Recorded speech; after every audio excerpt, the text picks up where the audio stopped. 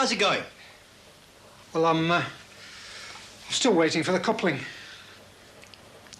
You've got to be joking. I'm sorry. I should have called over the main factory myself, but I came on here. I thought Wilf would have it with him. Wilf? He's my mate. He should have been here. And what's happened? He's having problems finding someone to sign the store's requisition. Well, can't he just get it off the shelf and sort the paperwork out later? That's against the rules. Oh, Chief Buyer won't have anything coming over here without the proper paperwork. He says that's exactly the way you like to do it, with stuff going out. Nigel Bannister? Aye, that's him. Yeah, well, as soon as it comes, I'll crack on with it. Could you sign me worksheet, please? Oh, they start at 8. It's after 9 now. I was here at 8 o'clock. I phoned across to me foreman. Look, I'm not disputing your word, Mike, but if I sign this, it means I'm paying for your time from 8. If you don't sign it, I can't do anything. I suppose it's time and a half for Saturday mornings? Well, normally, yes, but I'm on double time because it should be my rostered weekend off, and I'm covering for some bloke who's sick. Double time. And is Wilf on double time as well? No, just time and a half. Actually, you know, you've done very well out of Wilf. I haven't even seen him yet. No, but, well, you know, you should have been paying him for yesterday. I don't recall the procedure being so rigid when I worked in the main factory. Well, it's not quite as formal, but we have been told to regard this place as a completely different concern. I see.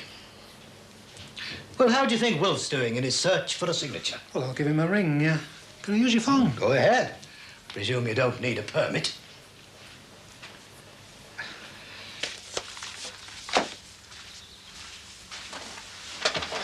What time did you come to bed?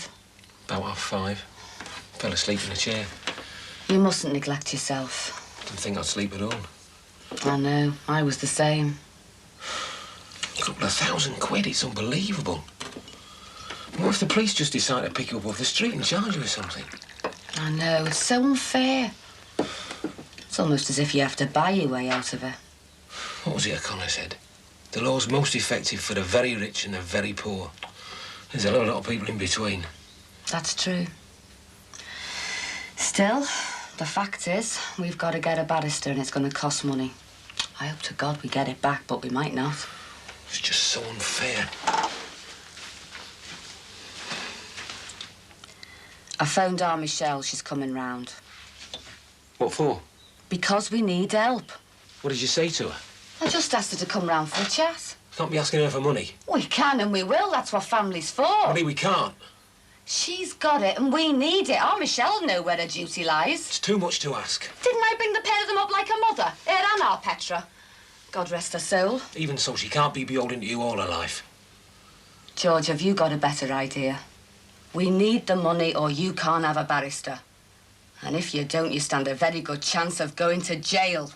Yeah, you've changed your tune. Yesterday, you wouldn't even let me mention that as a possibility. Before I knew about the cost of it all. Oh, George, I know you're innocent. But to convince other people, we've got to have the best barrister that we can afford. And for that, we need our Michelle's help.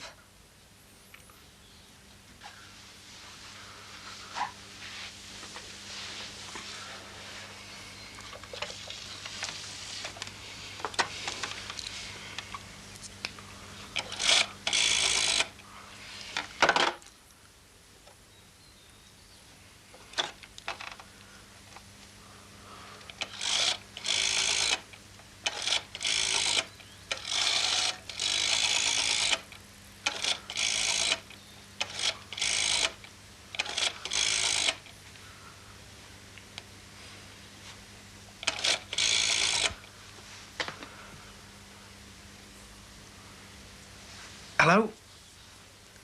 Hello, is Linda there, please? Yeah, it's Damon. Damon Grant. Yeah, I'm fine. Yeah, I've just been a bit busy. Yeah, I've been looking for a job. Yeah, look, is she in? No. Well, look, when she comes in, can you tell her that I'll be by the Flower Gale outside Central Station at 10:30 today? OK. Yeah, I'm looking for a job. All right, ta-ra.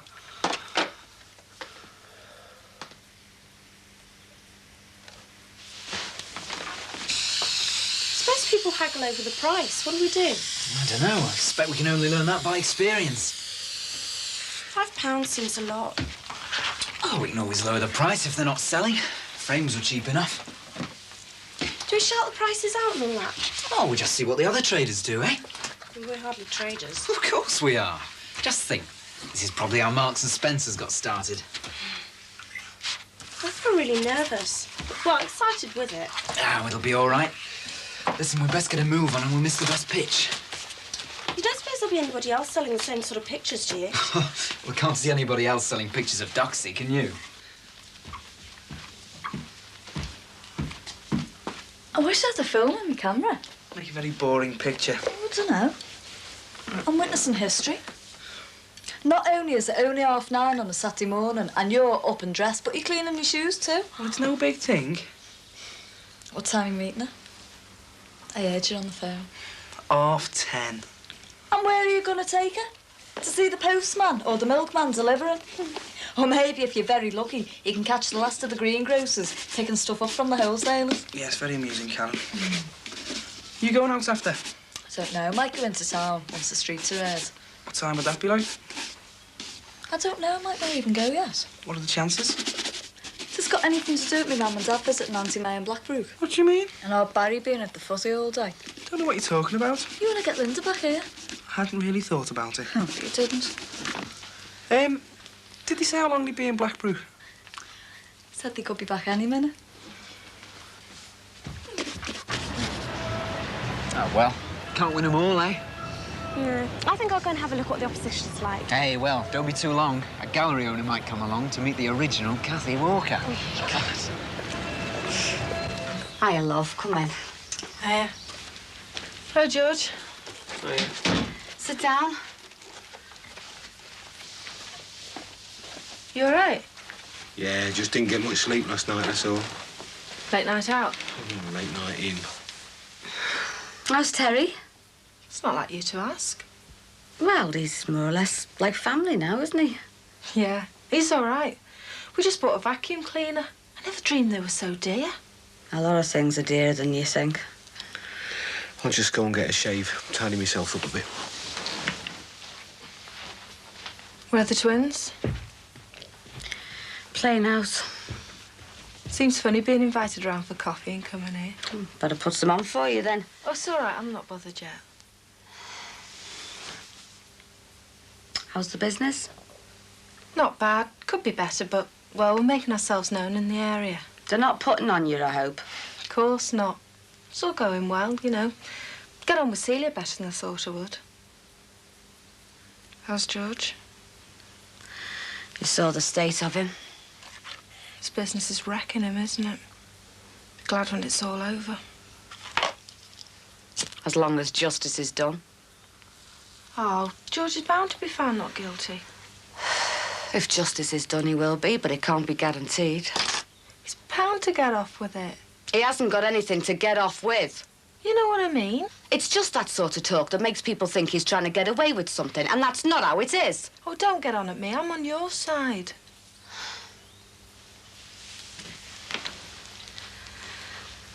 Oh, I just pray he's going to get released. Then perhaps we can have some peace in our lives. It's only a year ago they found our Petra. I know it's been hard for you. The dad turning up.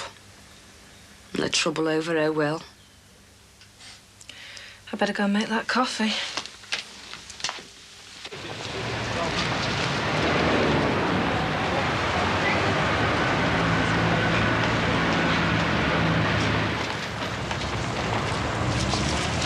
Oh, hi. You're early. How did you get here so quickly? Thank you.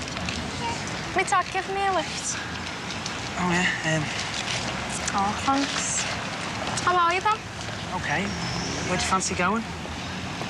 My dad said you were looking for a job. Yeah, well, couldn't think of anything else to say. My bottle went. Look, I should have been straight with you about London. It's up to you what you tell me. Oh, can I tell you about it now? If you like. Oh, look, Linda, if you're going to be like that, what's the point? I came, didn't I? Nothing happened in London. All those people and nothing happened. I didn't see anyone else, honest. What did you do? Worked. We worked really hard. Well, at least I worked and Gizmo watched us. Looks like you missed 3 great weeks in Liverpool. Why? There was a lot on. Fringe shows, the end of summer, and the garden festival. So you managed to get out a bit then? Oh, aye. Could still find the bus stop without you. Who did you go out with? Friends. Who? Can't remember all the names. Oh, come on, Linda. I'd be straight with you about London. Be fair. All you've told me is nothing happened. That's telling me nothing. Well, we had a days in Southend, and we walked the length of the world's longest pier, me and Gizmo. Is that it? I told you, nothing happened. Oh, Gizmo did something off the end of the pier. Thought it must be some sort of record, but I doubt it. Can't believe that was the highlight of your 3 weeks. Like I say, nothing happened. That's why I'm glad to be back. I like Terry's dad. You'll have to meet him sometime. I'm sure we will. Michelle, I'm sorry about this. About what? Asking you round. Well, I wasn't doing anything else, and Terry's at the footy. Did you think I'd ask her myself if you stayed upstairs long enough? I was invited round for a cup of coffee and a chat on what's going on. We don't need to ask her. Yes, we do. Ask me what? The expenses for George's trial are more than we thought. We only found out last night. You want to borrow some money? Yeah. We wouldn't ask unless we were desperate. And we are, Michelle. How much do you need? About 1,500. 1,500 quid? We shouldn't have asked you. We had no choice. The full costs are going to be around £2,000. But you won't have to pay it, will you? I mean, George will be found innocent. But we might have to pay our own costs. Well, what about legal aid? Well, don't you think we thought about that, Louis? We're asking you because it's a last resort, not because you were the first person we thought of. I haven't got that much cash. But what about the allowance from our Petra's estate? It's all tied up in the tool hire business. I didn't think you were going to back them that much. Celia's put in just as much as I have. They've conned you. Nobody's conned me, Marie. It's all legal and above board. And it's her money and it's nothing to do with us how she spends it. It's like this. If George can't get a decent barrister, it increases his chances of losing the case. If we can afford a good one, it increases his chances of winning and of us getting costs. All down to chances, and I've done nought. I'll have to talk to Terry. What's it got to do with him? 10 minutes ago, he was family. Look, Marie, the money's tied up. If I can get at it, I will. Well, can't you get a bank loan on the strength of it? Couldn't you? How come suddenly it's all down to me to get George out this stupid mess he got himself into? You know he's innocent. He drew the plan. 2 weeks ago, you were accusing me of wagging my tail at him. And now you want me to pull out of a business that's just about to start paying. Why should I? I'll tell you why. I worked and slaved to bring you and our Petra up after me mum died. I was the one who had to stay in every night doing the washing and the ironing, while you two were having a good time hanging round street corners. I was the one who had to deal with your drunken father's moods and clean up after him on the rare occasions when he was at home. And this is all the thanks I get. But how long No, have I shut up and listen. I am not going to be left on my own to bring up our lads. We are going to do everything we can to keep George out of jail. He's innocent and we're all going to fight for him. You owe me that, Michelle. And if you were going to ask how long you have to be grateful, the answer is all your life. But I'll settle for this one act of repayment.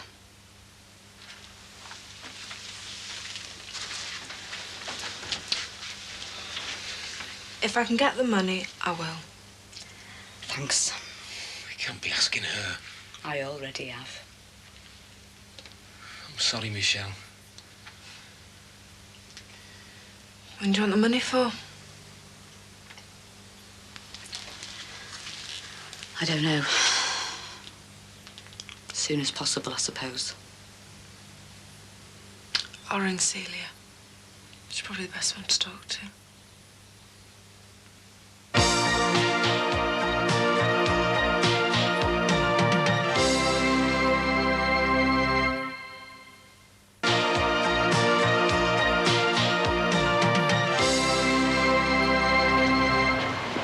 Dad, all those letters, not one interview. You set your arse on being a painter and decorator. Well, I think so, yeah. I mean, I enjoyed it down in London, and they offered me a job. But I want to give it a go up here first. You just have to keep writing off. Yeah. Your dad's get me a letter duplicated. It's crazy. Everyone wants a job and there's nothing down for them. Well, I don't understand it myself, but I think it must be something to do with the money people. Yeah, and they're all old, aren't they? Yeah. I mean, there's loads of groups in Liverpool. I think they should get government grants for that sort of thing. What for? The equipment and that? Yeah. They're wasting their talents. I mean, some are really good, but they're playing with rubbish gear. What's up? There. A picture of Duxie. Are you sure? That's a picture of Duxie.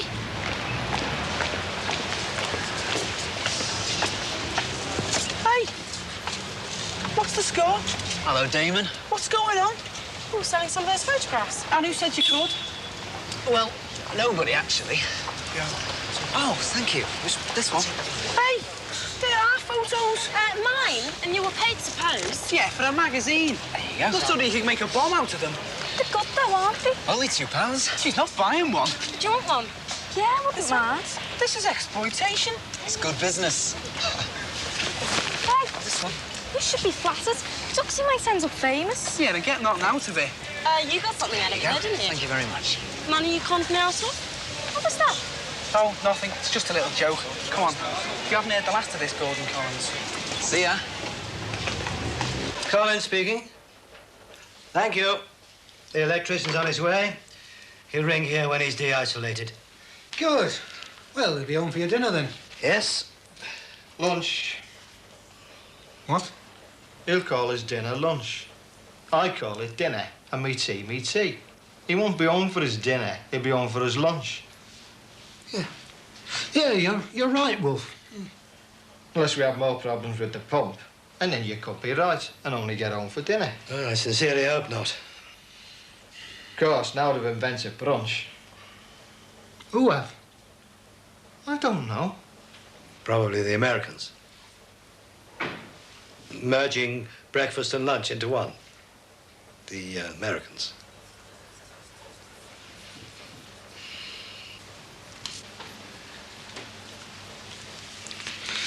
Do you not get on with Nigel Bannister then? Why'd you ask? Oh, nothing. Just a feeling I had when you mentioned his name. Well, we don't see eye to eye with everything, but it's nothing personal. He doesn't like you. How do you know? Well, I'm on the Works Council. So's Nigel Bannister. We discussed this place at the last meeting. Discuss me personally? Oh, not by name. But I could tell what he thought when he went on about all the paperwork being bang on. I told Wilf, didn't I, Wilf? That's so on you. And now it's Bannister's own inefficiency is causing all this waste of time and money. Well, we see it all the time, don't we, Wilf? Day in, day out. One rule for this, one rule for that. You have to have rules to have order. You have to have order to have efficiency. We could have done this job a lot more efficiently without rules and regulations, couldn't we, Wilf? Granted, there's lots of room for improvement. The most efficient way of working is job and finish. How do you mean? Give us a reasonable number of jobs in a reasonable time, and when we've finished, we go home. Well, that's what time and motion study does, surely. No. All that does is spread the jobs over a working day. What Wilf's saying is, treat us with a bit of sense. Treat us like adults who want to do a decent job for a decent wage. And if there's nothing to do, then let us go home.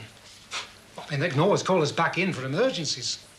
Instead of forcing us into skiving and keeping out the way when there's nothing to do. Well, alternatively, why not just pay you for what you do? Yeah, fair enough. As long as it's a decent wage. And a company car for Collins. A new Rover to take me on a dream holiday. That'll be better still.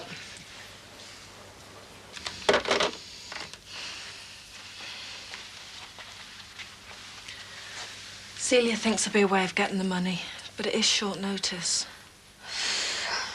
We'll pay you back, Michelle. Don't worry about that. Don't you worry. You've got enough on your plate. Do you want me and Terry to drop the kids off at school before we come to court? I don't want Terry to come to court. Marie, he wants to. And he's almost family. If I do go to prison, the kids are not to visit me. Don't say that. These things have got to be discussed. George, it's unthinkable that they'll send you to prison. It's unthinkable that I'm suspended from the service. Will any of the firemen give evidence for you? Character witness. It'll be all right, you'll see, this time next week. I'd best be off then. And I'll do my best about the money. I'm sorry if I said things I shouldn't have. I understand. See you then, George. Sure, love.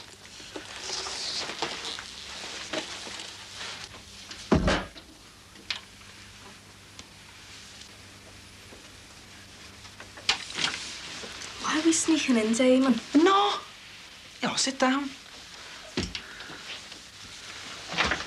Oh, come on, sit on the settee. It's a bit early. What for? Sitting on the settee. Come on, then. Tell me where you went when I was working me fingers to the bone in London. All right, but make us a cup of tea first.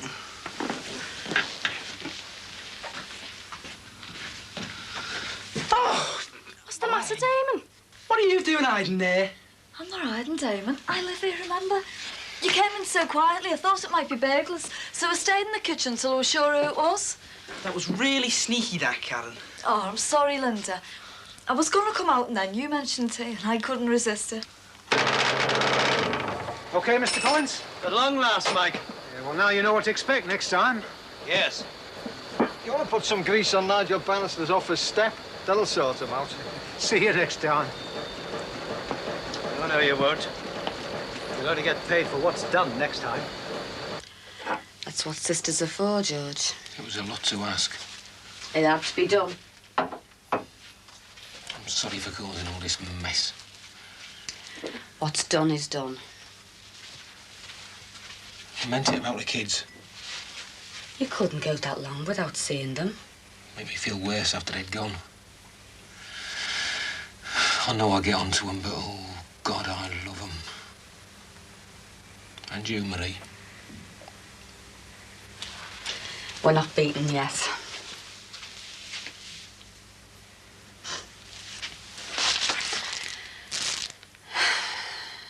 It all comes down to money in the end, doesn't it? That's what it all comes down to.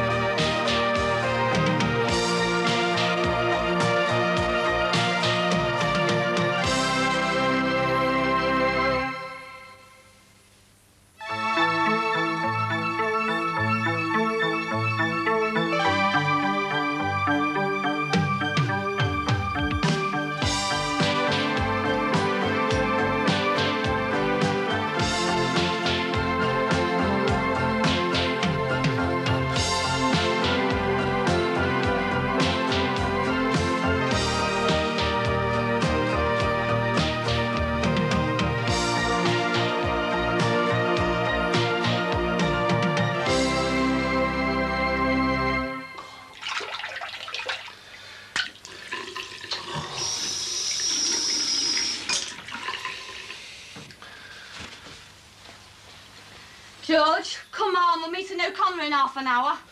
Yeah, I'm coming.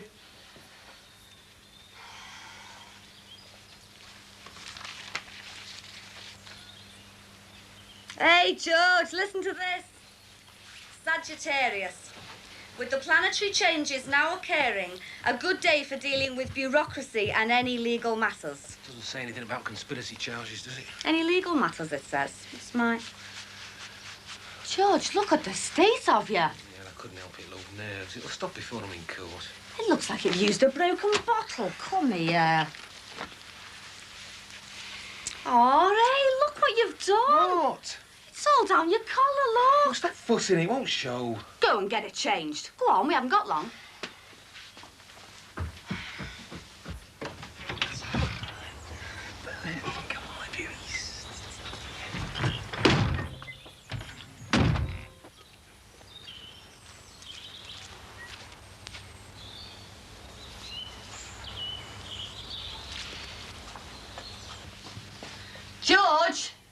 We're supposed to be there early. God help us. What? A black shirt. You can't wear a black shirt. Well, it's not still trickling blood everywhere. At least it won't show in this. Oh, what's that barrister gonna think, eh? And that judge, you look like a flaming gangster. A gangster, me? They wear black shirts and light-coloured ties. I don't want you condemned before we start. Go and get it changed. I haven't got any others in white. Should I wear a red one? Oh, that'll look just as bad. Well, there's a green one, but that makes me look sick, you reckon? Of all mornings. Well, can't we call in at Terry's on the way there? Borrow one, you mean? Yeah, come on, I'll go as I am. Oh, no. We can't rely on him. Do you think he'll have a clean white shirt when he's been on his own in that place for over a week? I've never seen him in one anyway. Well, it'll have to be this, then. No. I'll borrow one off Annabelle. Of Paul Collins? Well, he's about your size. I'd sooner look like Al Capone. Well, you're not. I'll try and do something about that flaming bleeding.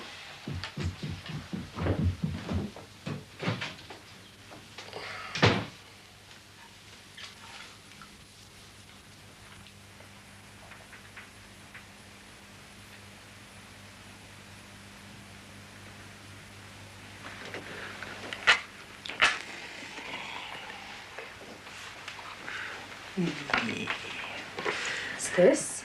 For the moment, a lantern factory. You have to do it in here. Where else is there? You could try the kitchen. Too light and too cold. The sculptor needs perfect conditions. But they stink. Could you not use your room? Well, there's a room to swing a lantern in there. Can I blow them out? If you prefer the smell of burnt wax to roast turnip, alternatively, we could swap rooms. I'll take them up there then. No. Oh, I've been done on this move. Why? In the last place, my room was twice as big at least. Just because I moved in late. What before anyway? You're changing the subject. I'm not moving. It's for the Halloween do on Saturday. Correct. It's a favour for the big boss administrator. Sam, if I had more room upstairs, I wouldn't have to risk leaving stuff in a van. Who's cooking? Halloween mask. Oh, what a lovely smell. Hey, get off. These vegetarians eat anything. Are we having a Halloween party? It smells more like a bonfire now, do to me. Yeah, funny you should say that, Kate. That was just going through my mind. Soft lights, sweet music, meet the neighbours. You want a party here? Next Wednesday. Don't be late. All in favour, say aye. No. No? Thanks. You shouldn't have ironed it special. Oh, but I wanted you to have that particular shirt. Paul wore it for his last interview. His successful one. Oh, did he? Well, it could prove to be a good lap charm. I'll tell George. I always think you shouldn't go into anything like, you know, today without some sort of charm. Well, afraid it's only a shirt. I hope everything goes well for you. I didn't know whether you wanted me to go with you. No. You've done enough already. I'll see you. I'll be thinking of you. All the best.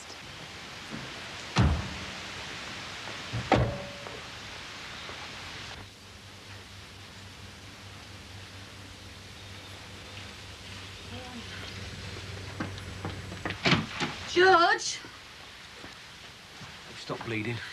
God, with a flaming taxi. Where's O'Connor? We're meeting him there. Oh, forget that, Maria. I'll give you the lift down there. No, you won't. What? You needn't bother. We've ordered a taxi. Yeah, but it'll save you the money. It would have saved me a lot more if you and Grandslad hadn't introduced my husband to criminals. George, taxi's here. Come on. I'm only half dressed. You can do it on the way. Come on. Do you want me to go with you? No thanks. We can manage. Do you want me to pick the kids up from school? Yeah, okay. Tell him he can give them the tea and all. Come on, George. All right.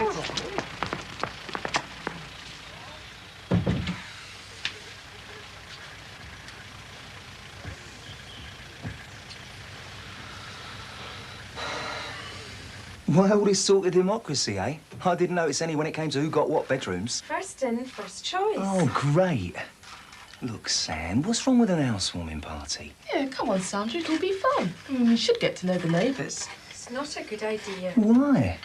Every other party you've been involved in has been a disaster. Look, this'll be different, Sam. It's for the neighbours. What if Mr. and Mrs. Cross find out? Especially old Harold Hartley. And we'll be out. I think the tenants' agreement was written by Mary Whitehouse. So we'll give a copy to each guest.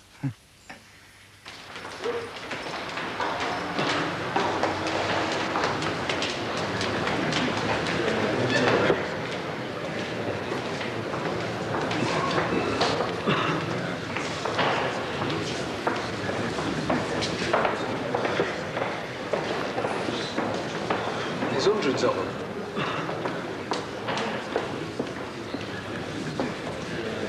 Well, you're not in court one. Tackle a fine in here, all these corridors. Oh, never mind that. Help us look. What's this, Regina? Regina, look. Regina's the Queen. The Queen against all of us, lot. Here you are, Court 8. Regina v. Jackson. Oh, George. The Queen against us. Before Judge Hamilton Brown. I don't like the sound of him. I didn't know it was that. What, love? You know, the Queen. Surely it's not first. Let's find this court. Yeah, I've got some mints. No, thanks. Stand to one side, please.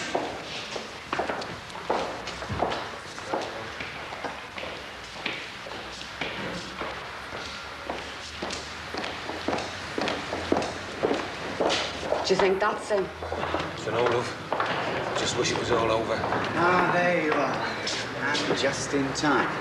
Right. Would you like to follow me?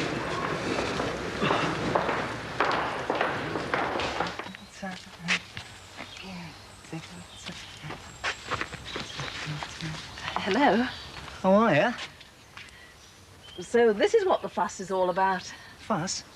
From my husband. He has an aversion to your van. Hey, ambulance, please. I couldn't see her scrapped. Not after a years of service to the community. That's a bit like rescuing a pit pony from the slaughterhouse. Well, there's years in her yet. Have you, come to complain? Oh, no, not at all. I was, wondering if I could borrow a cup of sugar? Oh, be my guest. My fellow talents will oblige. No, I meant metaphorically. You know, I think we can manage Silver Spoon. No, what I meant was... Oh, no. Pat Hancock. Mrs. Collins, isn't it?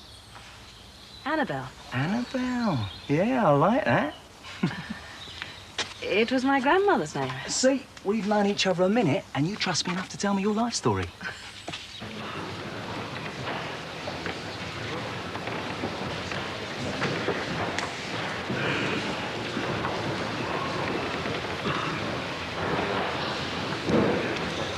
All stand. All persons who have anything to do before the Crown Court, draw near and give your attendance.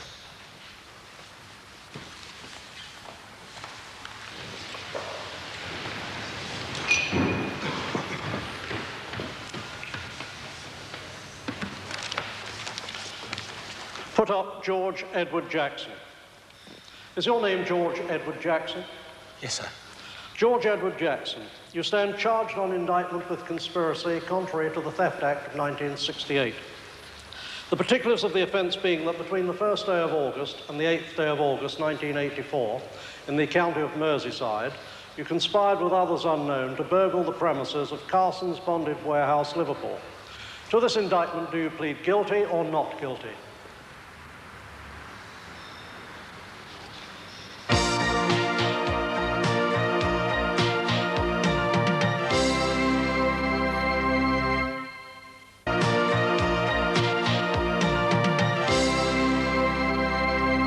How long was the fire service in attendance? About 4 hours in all. And was Jackson present throughout this period? I believe so, but I had other duties to perform, transferring stock from the fire-damaged warehouse to an adjacent store. And did you speak to him again after, as you've told us, he was abusive? I made the same request, yes. Then he got on his high horse. Mr. Travis, just answer the questions, if you would. Did you have cause to speak to Jackson a third time? Yes, when he and the others were leaving. What did you say? I asked if he and the others would line up for a search by myself and those officers under my command. Why did you make such a request? It's routine. All tradesmen, etc., are searched before leaving. Our stock at any time can amount to hundreds of thousands of pounds worth. And what was the defendant's reaction to this request? He swore at me. And was he searched? Yes. By who? I searched him. And did you speak to him as you searched? He spoke to me. What did he say? He was insulting about me and my security force. Damned insulting. Can you be more specific? He said we were fools to move the cigarettes and spirits from the damaged premises to a wooden building close by. He said we'd be lucky if it stayed there for long. Do you recall exactly what he said? I made a note of it shortly after. Why did you do that? Because I'd considered reporting him to his superiors. I see. And what did he say? He said, I hope those ciggies and booze choke you. That's if they're still there by next week. And that is your complete note of what he said? Not quite. He said, you risk my mates' lives keeping this lot safe. It would serve you right if they all got robbed. Thank you, Mr. Travis.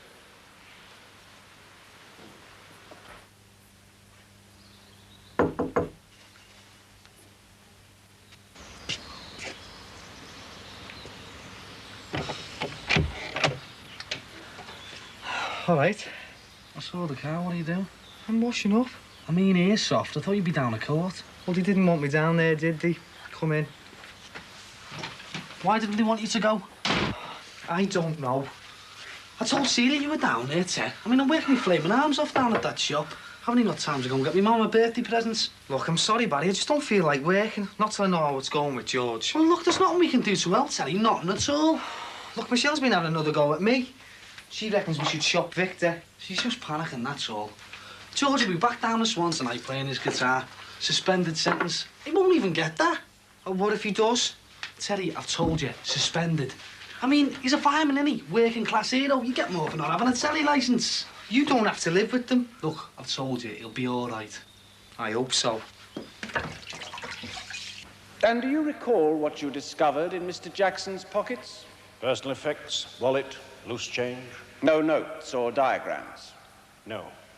Now, these remarks of Mr. Jackson's, I put it to you, Mr. Travis, that your version of what was said was motivated by your annoyance with Mr. Jackson when he failed to carry out your request earlier that day, when you asked him to avoid damaging the cigarettes. That is not true. I also put it to you that your note of the remarks made by Mr. Jackson, allegedly made by Mr. Jackson, that they were not made until such times as you were interviewed by the police, subsequent to the burglary. No. No further questions, my lord. Thank you, Mr. Westbrook. Mr. Laraway? No further questions, my lord. Call Colin Arthur Dunn. Colin Arthur Dunn? That's the pig I used to work with down at the Swan. How does it sound to you? George would never say things like that. Don't fellas like him have wives and kids? Mr. Dunn, you are well used to seeing relatively large amounts of cash. Could you tell the court how much you saw change hands? I don't know. A lot. Which denomination of notes? Eh? Were they £1 notes, £5 notes, £10? Oh, loads of 20s. I see. And would you be able to tell roughly what amount of cash changed hands in banknotes? 300 or 400 quid, something like that. You flaming liar, Don. 50 quid, I got no more. Mr. Jackson. He's been told to say that. Somebody's put him up to this. Mr. Jackson, you will refrain from interrupting. Mr. Westbrook, would you tell the defendant that he will have his opportunity to give evidence? My lord.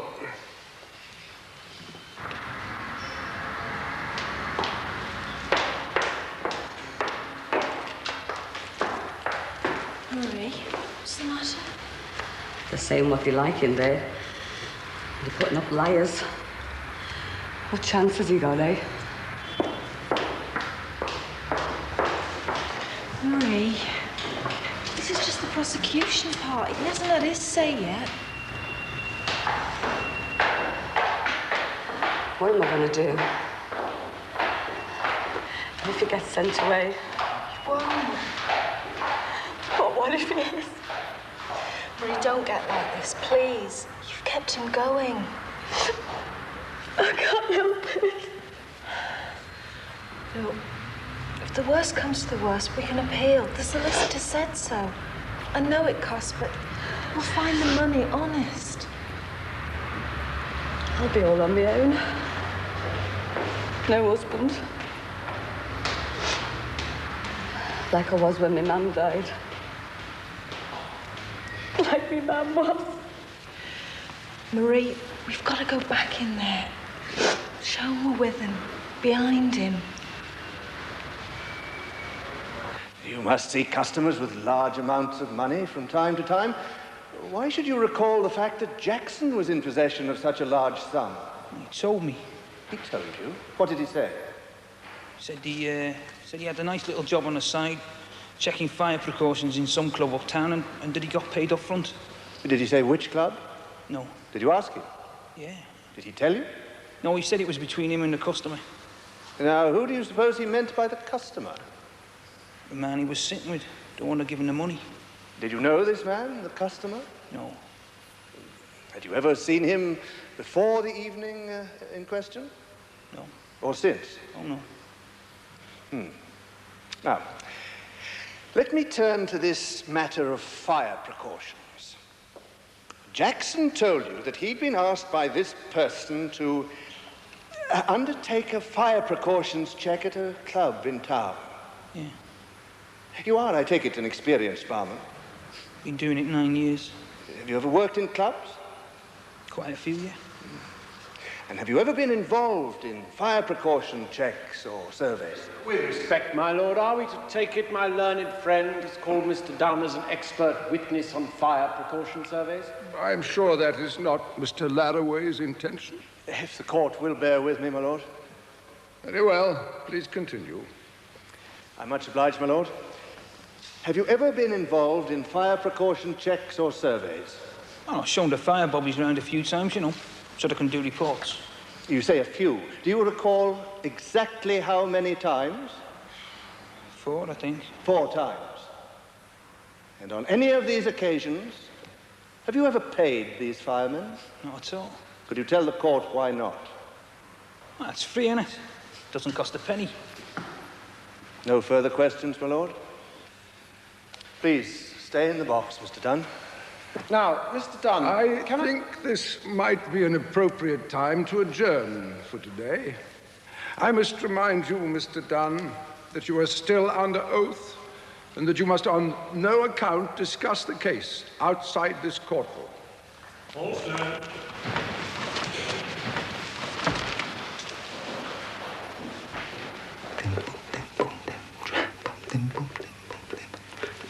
Pat!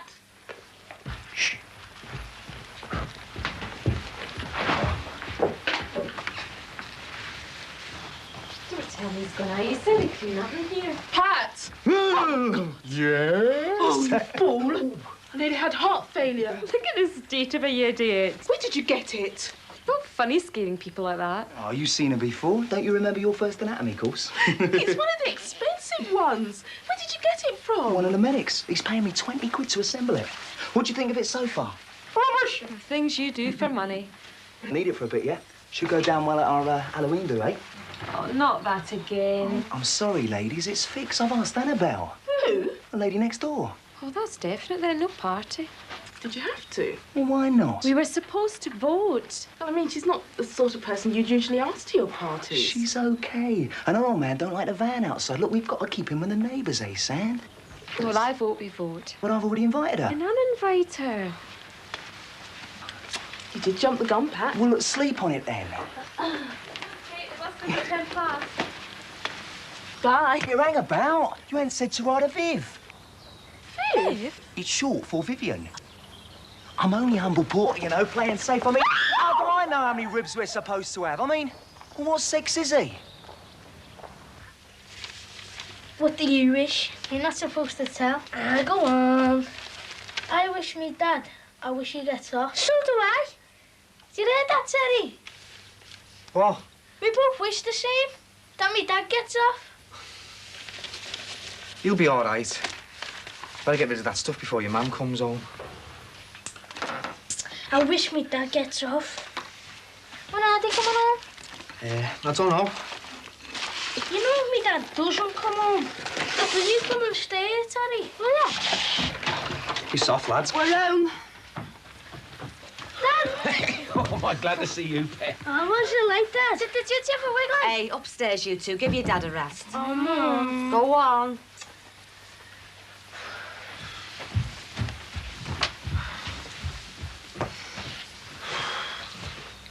Congratulations, George. You what? You got off. Got off? Got off? Do you think we'd be like this, eh, if he'd got off? Terry, they're only halfway through the prosecution. Sorry, but you coming home and... How did it go then? How did it go? If you want to know, Terry, it didn't. Not very well. So you can tell that to your mate. Yeah, and he can tell him his other mate, McCardle, isn't content to drop me in it, but he's fixing his trial as well. What? Now, read the papers.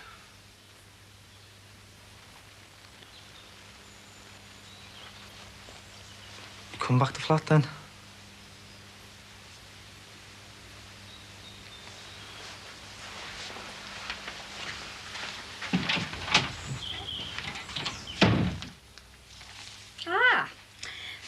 not have gone as well as expected today, but tomorrow should be better. Right. George, get that shirt off. Hey. We've been living with this for weeks. We're going to go in that court tomorrow with every good luck charm we've got, including Paul Collins' shirt. Don't be soft. Well, I'm not going to sit around here moping. For starters, that shirt's getting washed and ironed. Oh, look, love. You're going to go in that court tomorrow and give them the facts. Put straight what them liars have said today. Marie's right, you know, George. It isn't over yet. Isn't it? You heard what was said. And the jury heard what was said. Well, tomorrow they're going to hear the truth. George.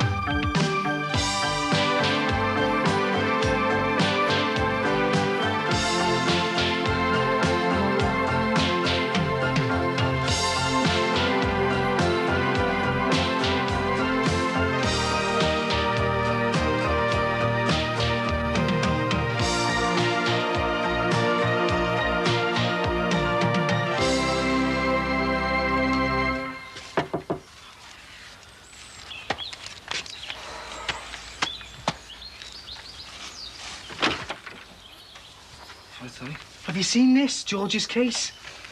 Yeah. He's got 400. Even Victor said McCardle only give him 50.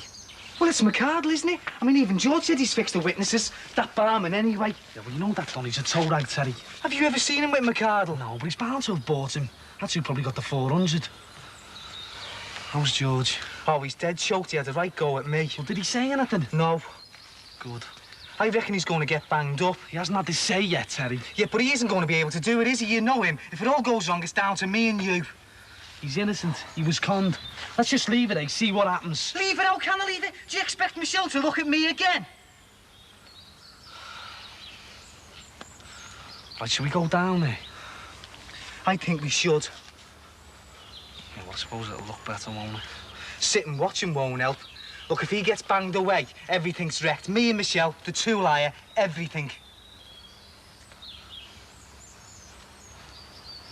Oh, he's looking at me coat. Now, you've told us that you were angry with the attitude of the security officer while in attendance at the bonded warehouse. Indeed, so angry that you acted completely out of character in swearing at Mr. Travis. Did this mood persist after you'd finished work that day? Yes. Did you go straight home? No, not in that mood. I wanted to cool down first when we went for a pint on the way back. And you went to the Swan? That's right. Were you alone? Yeah, until I got in there. Well, who did you meet? A fella called McCardle. Tommy McCardle. He's the one who should be here. Yes, Mr. Jackson, if you could just bide with me and answer the questions. Now, did you know this man McCardle well? I'd only met him in there the night before. I got introduced. I must have spoken to him for 5 minutes, that's all. But you spoke to him again on the evening in question? We sat together, yes. Did you tell him about the fire at the warehouse? I did. I was still angry and, well, we got talking about it. Was this man McCardle interested? Seemed to be. Did you draw a diagram of the warehouse on a napkin from the public house? I know it sounds soft, but yes. I was trying to explain to him the way we've been messed about. And fellas I know were in danger down there. Quite. Now, do you agree that the telephone number on the reverse side of the napkin bearing the diagram is your telephone number in your own hand? It is, but I wouldn't have put it there if I'd known all this was going to happen. Why did you put it there? So that he could get in touch with me about the fire survey and Blazing Saddles. Blazing Saddles, Mr. Jackson? Yeah, that's the group I'm in down at the brigade. Well, used to be. Country and Western. Go on, Mr. Westbrook. What happened to the napkin with the diagram on it and your number on the reverse? McArdle took it. You are sure of that? Yes. Were you not concerned that he should have taken with him what amounted to confidential information about the layout of this warehouse, a matter connected with your work? I didn't think of it that way, sir. Did it not occur to you, a man in a trusted position, that you had handed over details of premises containing what was plainly valuable merchandise to a comparative stranger? I didn't think. I'm sorry. But I was tired. Thank you, Mr. Jackson. What is this, a star chamber? It's only a party, Sandra. A simple, intimate housewarming. I know your intimate parties.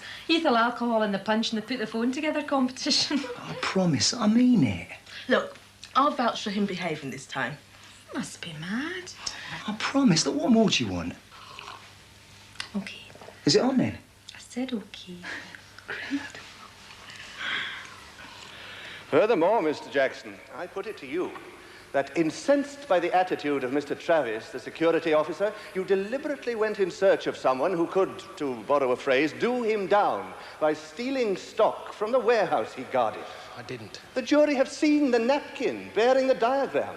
It is quite explicit in showing the exact location of the temporary store for this whiskey and the cigarettes. Why did you draw such a diagram for what was, after all, a casual acquaintance? I've told you. Would you mind telling us again, Mr. Jackson? I was annoyed. I was tired. He was listening. I just drew it. Why, Mr. Jackson? To explain what I was on about. It was a mistake.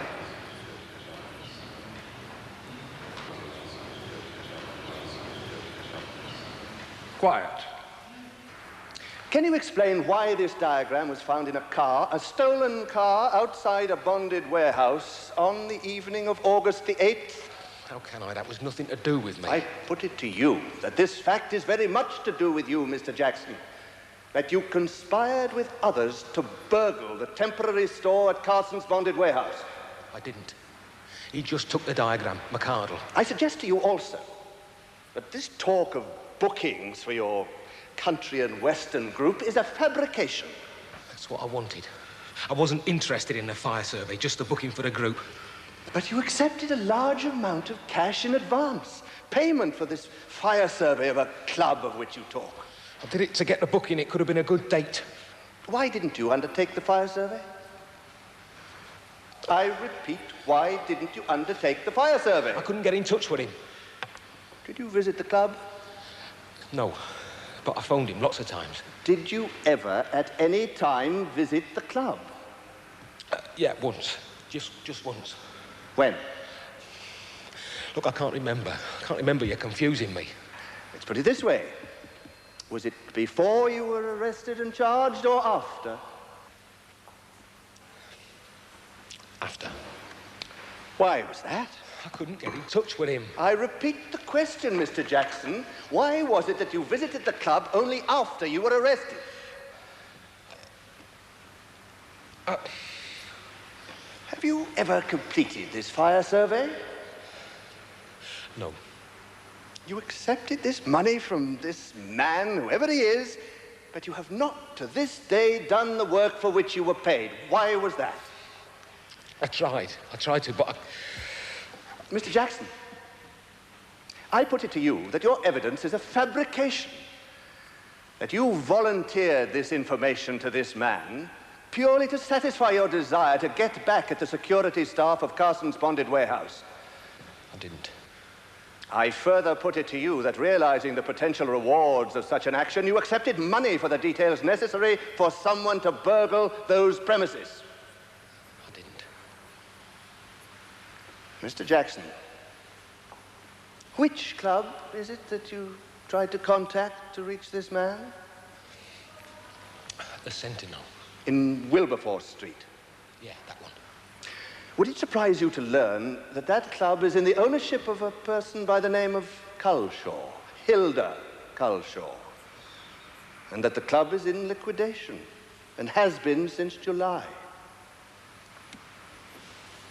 No further questions, my lord? Mr. Jackson, were you given a telephone number at which to reach this man? He hasn't got a chance in there. Why isn't he shaping himself, eh? Look, why don't we tell the police about Victor now? It mightn't be too late and he might stop the trial. We can't do that, Terry. Well, it'd be doing something. What do you want to do, Terry? Run in there and tell him yourself? Well, Johnson's in there. We can tell him. Yeah, and we might get called up there. Look, it's better than seeing George go to jail. We might get jailed. I don't care. I want it off my chest. We can't do it, Terry. And I can't live like this. I want Michelle. I don't want her hating me forevermore because I'm too chicken to tell the truth. Terry, it'll be committing suicide. You know that. Look, Michelle knows, and you've told Celia. Why did we alibi him, eh? I mean, marking his cards brought nothing but trouble. And it's like Celia says, he isn't worth it.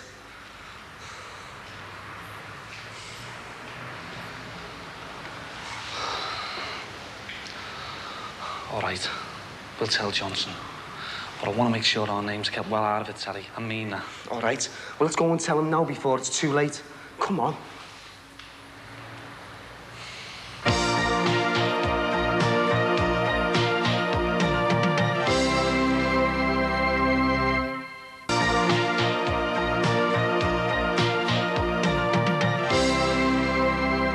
Tell them I've been door-stopping second-hand shops for days. What do you mean? Check me down if you want. Look, all I'm saying is that gear is long gone, okay? I said tell him. He's a DI, not a chief con, and I've got enough on as it is. Cheers. Don't tell me someone else has nicked you two. What? Why else would you two be down here? Want a word, that's all. Oh, and I thought it was lunchtime entertainment, you know, Sully and Grant live at Liverpool Crown Court. You're still spending your evenings with Victor Scott, are you? It's about that. We were on the same watch at the Queen's Vale station just before all this blew up. And I was 12 months at another station up until last April. So, Mr. Sweeting, for this past 14 years, you've worked together? Not always on the same watch, but mostly. Do you ever see Mr. Jackson socially? Oh, yeah, we go to the Queen's Vale Social Club. I'm the entertainment secretary down there, and George and a few of the lads have got this country and western band together. They play dances and that, you know. Do you ever visit Mr. Jackson at his home? Now and then. You know his family? Marie, yeah. And the boys. So all in all, you have a good knowledge of Mr. Jackson, both at work and at home. In fact, at play, too, since you both belong to the same club. Oh, yeah. Mr. Sweeting, have you ever known George Jackson to do anything dishonest? Never. Never at all. The nearest he's come to being dishonest is when we suspected him of cheating in the Interstations Dominoes tournament. You say cheating, Mr. Sweeting? Quiet. Would you care to expand on that? It was a joke, I'm sorry. Let me remind you that this is a serious matter. You are here, after all, to vouch for your friend. Please continue, Mr. Westbrook. My lord, to continue, Mr. Sweeting. It's got to be statements, sir. You gonna do it? All right, then. Look, let's get this straight. If we write this down, it's new evidence, right? Yeah. You take it in there, get everything stopped against George. You get Victor. And me and Terry get off. And you get McArdle. There you are, mate. Let me now turn to your friendship with Mr. Jackson. You said that you had a drink with him at his home the other week. Do you often visit him at his home? Now and then. Now, let us be more specific, shall we? How many times have you been to his home in, shall we say, the past year?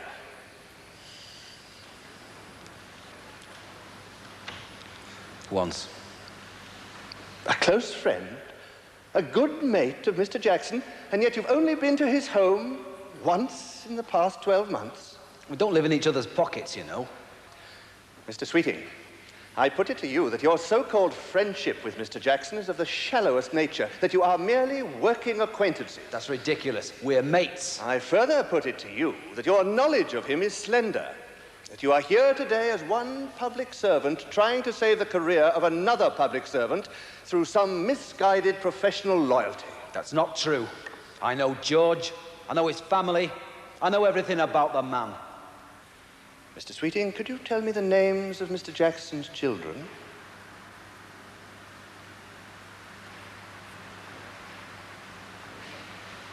Mr. Sweeting.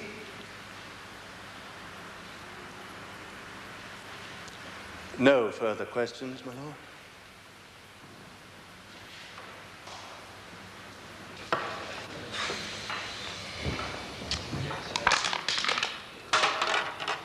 Don't blame me.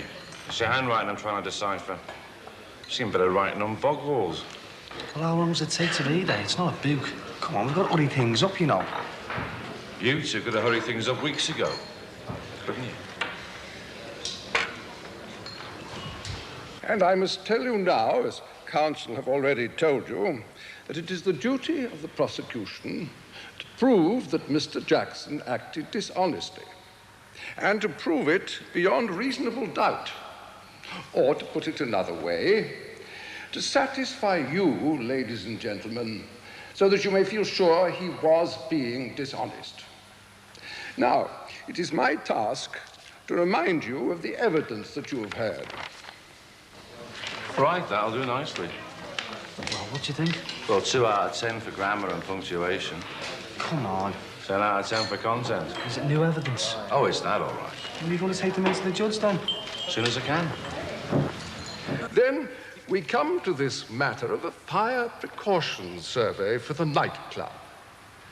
Mr. Jackson mentioned frequently the name of the proprietor of this club. Yet we have heard that the club went into liquidation 1 month before this conversation with its alleged owner. Indeed, it was owned by a person of quite another name. We have heard also that these fire surveys are undertaken free of charge by authorized fire officers. Perhaps it is conceivable that a fireman of Mr. Jackson's status within the force might have the expertise to carry out such a survey in his free time. But why? Why should anyone offer to pay Mr. Jackson when these surveys can be done without charge? Again, I ask you, ladies and gentlemen, to consider this evidence most carefully.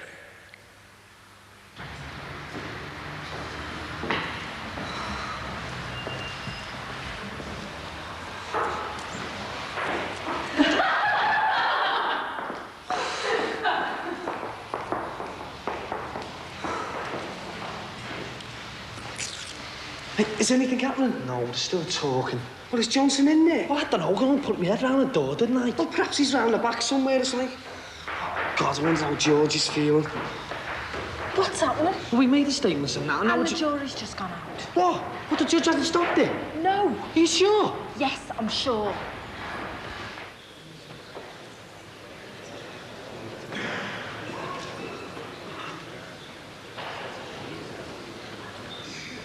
What's happening about them statements, eh? I was sorry about that, lads. It was too late. Should have written quicker, or weeks ago. You could have given them to the judge. You'd had loads of time. That's the way things turn out, you know. Court's a funny place. But listen, thanks a lot for these. I'm on my way to McCartan now, no messing. What about George? He's still guilty, isn't he, eh? All this says is that you two perjured yourselves. And proves that he drew that diagram.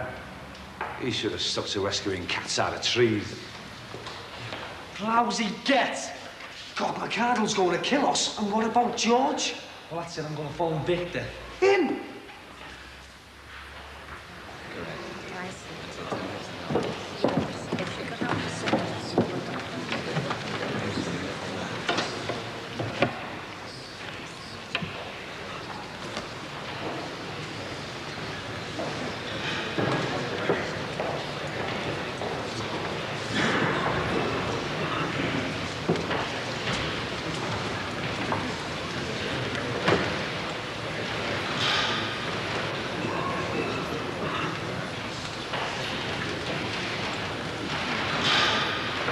please.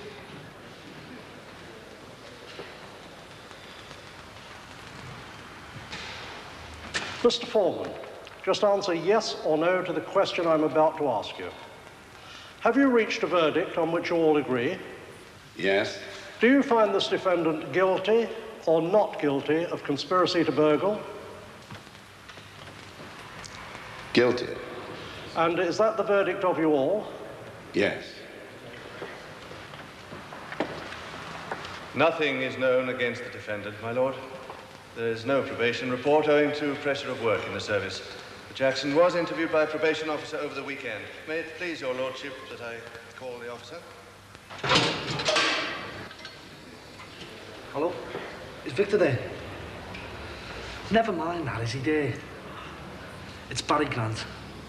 Look, will you just... Vic? No, I didn't know you were busy. Look, will you just listen to me a minute? Me and Terry have been talking to Johnson. Will you just listen, Vic? It's important. Vic, will you just listen to me? Bearing in mind Jackson's spotless work record, the fact that he has never before been convicted of any offence, and that he is a family man with 2 young children, I would ask that any custodial sentence reflects these factors. Thank you, my lord.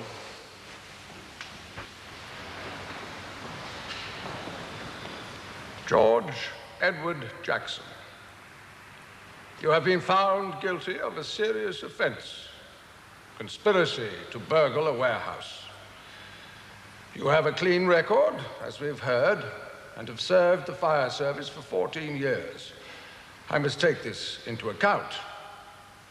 But you now stand guilty of the serious offence of dishonesty. You've let down yourself and your family. In certain cases, the law allows for a suspended sentence. Taking into account your clean record and long service with the fire service, I might have been persuaded to pass such a suspended sentence.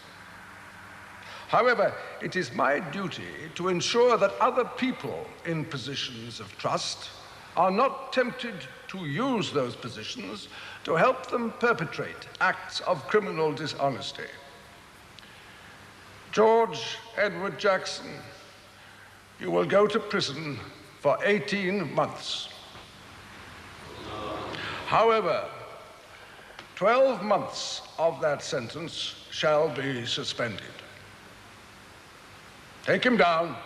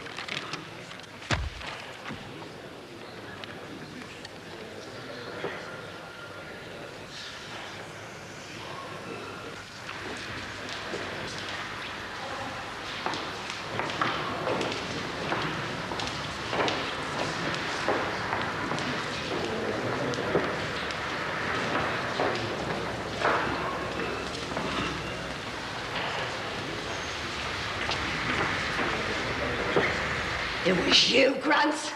You did this to us. You got us both out. It was you that did it. You sent my children away. You sent him away. You sent him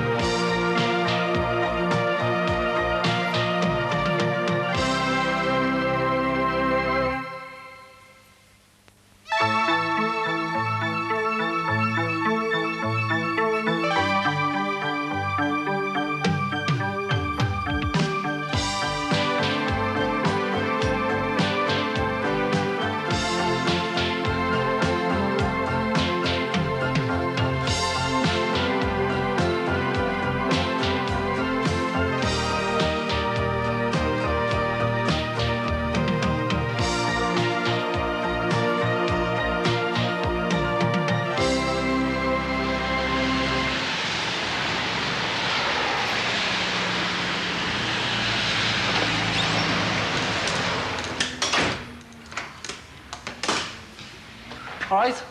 I had to fight through the crowds outside. Yeah, well, it was closed for dinner. You were closed for dinner, now we're open for the afternoon. Good job you're back to serve then, innit? What's all this? It's for me mum, soft. You gonna hire a pram? I bought it. It suits you. Do you want to come with us or what? Wasn't under the impression you were going anywhere. Teddy's upstairs. He can round the shop. You'll have to wait till I get back. I promise to deliver the standard this afternoon. I don't want to wait. You're not using the van. How do you mean? You can't have the van. I'm using it. I'll use it later. It won't be long. I'm going now. Keys. What do you mean, keys? Give me the keys. I've got work to do. Waste your own time, not mine. You should be in that pram, Barry, not pushing it.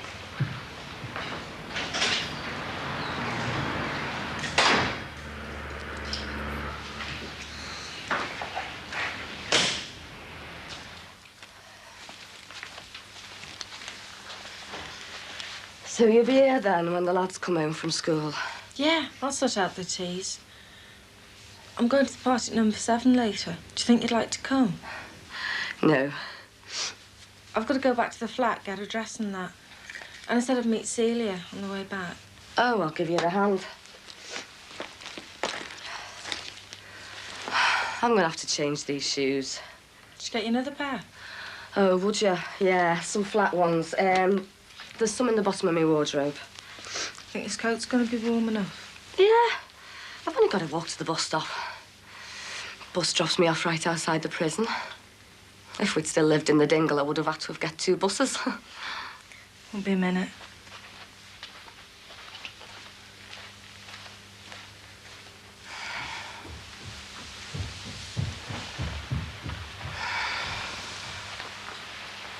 Right, you're going to like this.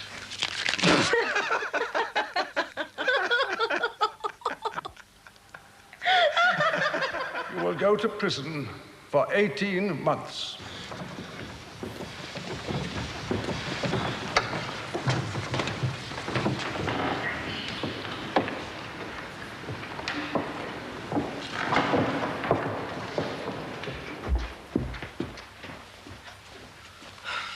Could do with some new shoes, Marie. Soles are gone in these. Yeah? Just can't think of a style. It's been on my mind all morning. That and George. Oh, well, I'll see him this afternoon. And then after we've finished discussing my new wardrobe, he'll probably write me a cheque for the legal fees. Please, Marie. Let me feel sorry for myself, Michelle. A flaming solicitor won't. I can't expect him to. I spent all morning trying to tell him that George is going to want to appeal. The solicitor knows what he's talking about. It'd just be a waste of time and money appealing. But if George wants to... George was guilty, Marie. He didn't mean to be, but he was. He is.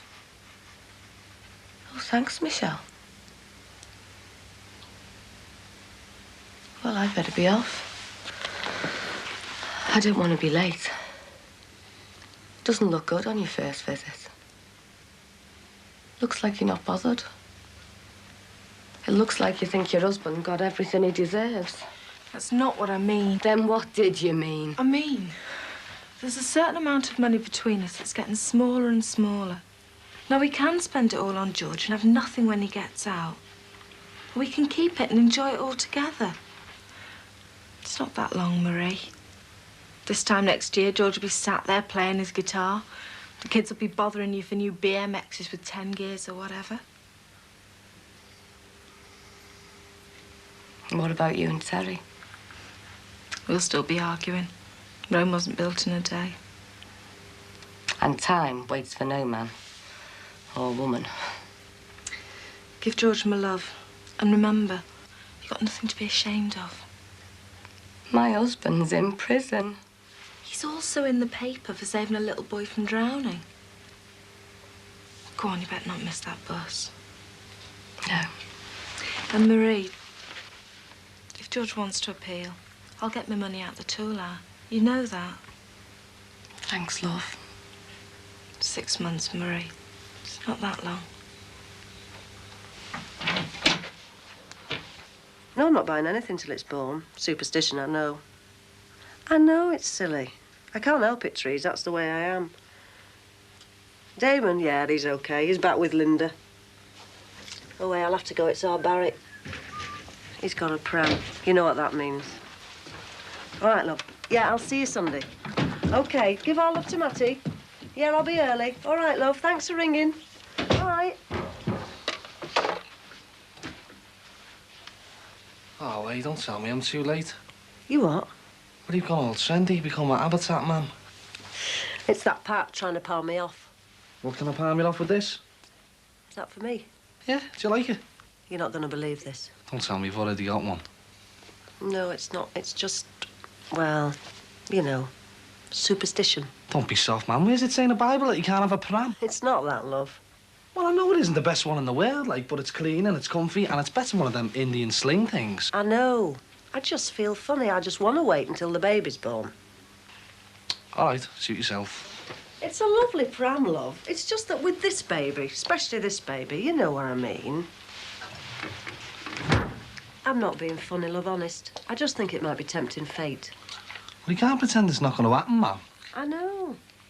You don't mind, do you? No, it's a good job you were in, you know. I was going to leave it there as a surprise. Well, let's wait and see what happens. I'll probably be begging you for it in a few months' time. Well, you won't, ma'am, because I'll have swapped it for a car by then. I'd better get this back to Pat before he gets ideas about me buying it. And I suppose I'd better push this back down the shop, eh? I'm sorry, love.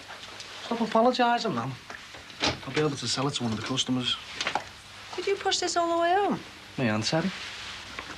Oh, what's so funny? It's sweet, really. Wish I'd had a camera. Yeah, well, you want to see us pushing cement mixers? That's even funnier. I'll tell you what'd be even funnier. My dad would be one of them on. Don't laugh. You used to go in a duffel bag. I'm sorry, love. It was really good of you to get me the pram. Don't break the speed limit on the way back.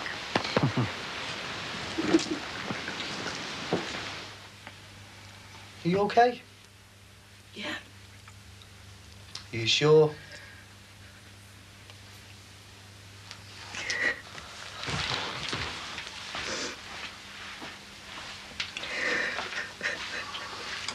Oh, come on, love. Don't cry. Hey, come on. Come on, don't cry, love. You all right? Sure. Come and sit down, come on.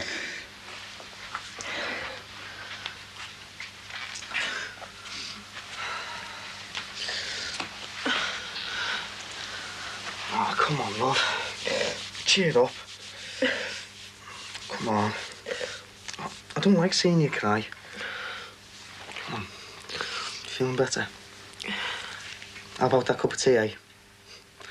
You'll see, a cup of tea will make all the difference.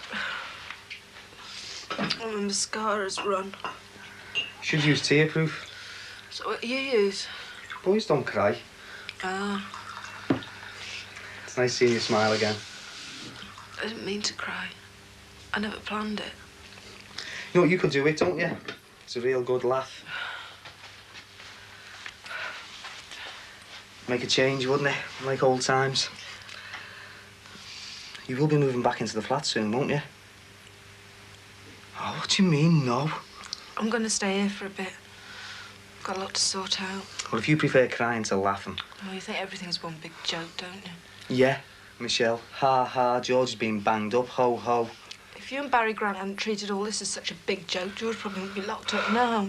Well, how did Mastermind work that one out? Do you know what I mean? Yeah, I know what you mean. Victor. Well, we went to the police and told them about Victor, open to help George. We stuck our necks out.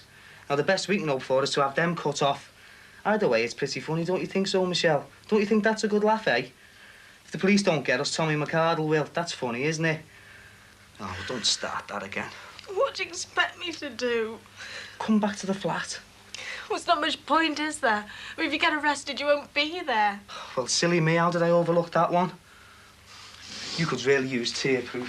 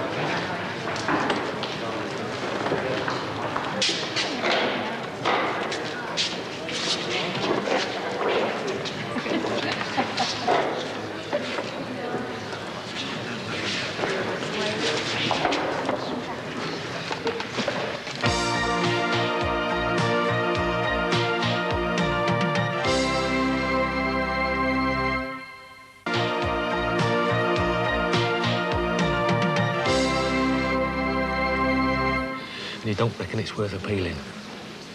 Lovey, I don't think you should be in here. I don't think you should have lost your job. But I think you're going to have a hell of a battle on if you want to change things now. What about McCardle? He's not innocent. He got away. Thanks to Barry Grant. You can't blame him, love. Oh, can't I? Well, I can. Him and Terry gave an alibi to somebody who was involved in the robbery. They could have spoken up weeks ago. Look, McCardle's got just where he wants him. He'd have killed him. Well, it's between him and me now. I'm surprised they're not in here with you. Murder, manslaughter, whatever they call it. Buddy, look, something's gone badly wrong here. Don't you think we should appeal? Get the real villains before they do anybody else any damage?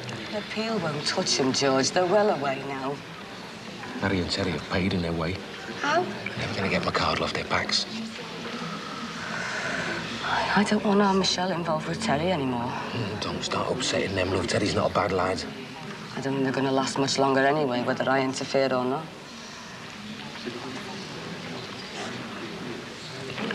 I've been thinking, love. Different things we can do when I get out of here. I want to make sure we've got some plans made. Don't think too much, George. I'm not going to stop thinking. All right, if an appeal's not on, it's not on, but that doesn't mean I'm defeated now, does it, love? No. Neither am I. Perhaps I'll start thinking as well. And when I get out of here, the family will all sit round the table and we'll go through the list. I'll have one of them bacon butties and a big mug of tea, and my lads will sit next to me, one on either side. The lads are taking it well. Poor Colin's been appealing for his imprisoned shares. It's only the thought of you that's kept me going in here, love. Oh, George. It's just that I know you're a very strong person. And that's how I think of you when I'm in here. So is all. So I've always thought of you, love.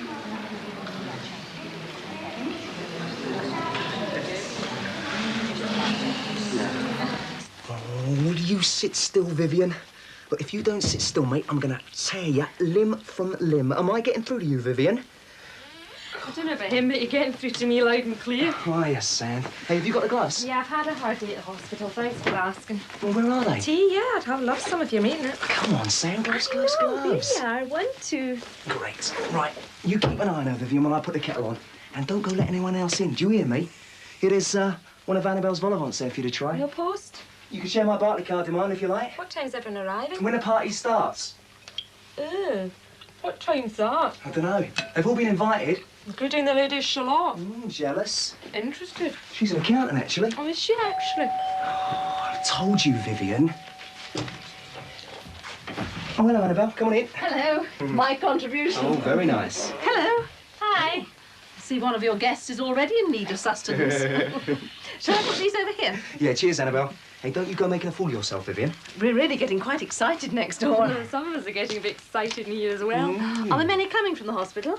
Not many. Everyone's exhausted midweek. Oh, you won't have to work there, will you? I'm just going back for a couple of hours. What time will you be back? Not late. Oh, well, don't suppose things will start get going until later. No. Things are a bit crucial for Sandra at the moment. Huh? Our spider is out to catch a fly, Annabelle. Oh, a male fly from the hospital? He dropped me off earlier. So if either of you see that Kate Moses making advances, shove her in a cupboard to give her one of those poison vol-au-vents. Well, she didn't mean about the vol-au-vents. No, I'm she's really just not sorry very I nice. didn't mean that. No, that's all right. Well, I better be going now. And don't worry. I will keep an eye on Kate for you. Look, thanks for the vol-au-vents. I was only joking, honestly. Bye for now. Oh, I'll show you out. Vivian would, but he's a little under the weather. Oh, he didn't have one of my poisonous vol-au-vents, did he? No, but I'll be able to restore him with one. They were delicious, Annabelle. Bye. Okay, See you ta-ra. later. That was a little bit cheap even for you. I think I surprised myself there. Oh, you're not going to be horrible to everyone at the party, No, Sam. I won't be horrible. If you promise not to get up to any of your tricks. Deal. Deal. And the presence of a witness. I think I'm going to enjoy this party after all. Thank God for that.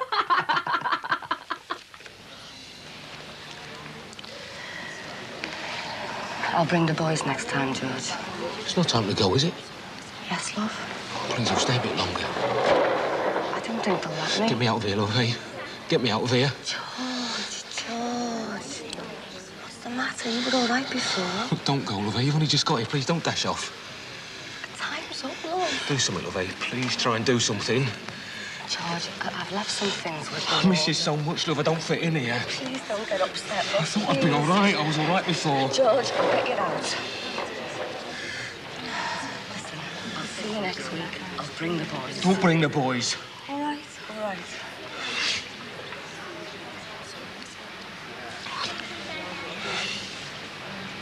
All right, my love. All right every day. Oh, I'm sorry. I suppose I'm not coping very well. You better go, love. George, I am fighting for you. Yeah. I am, you know. I know I'm sorry. I was all right before it. I know everything you're doing's for the best. I'll see you next week. Even though I can't kiss you, you know I would if I could.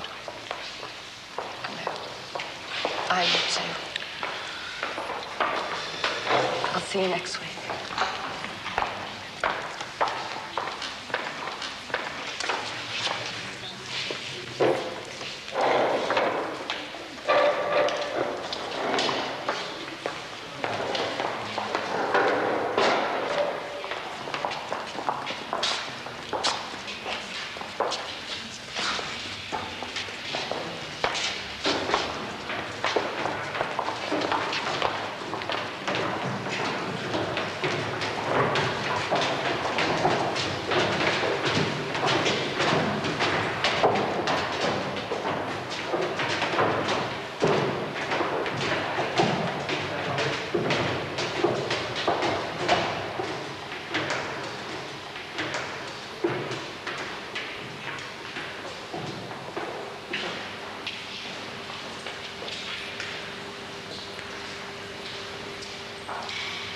These are all that's left. We've only got out towards the airport to do.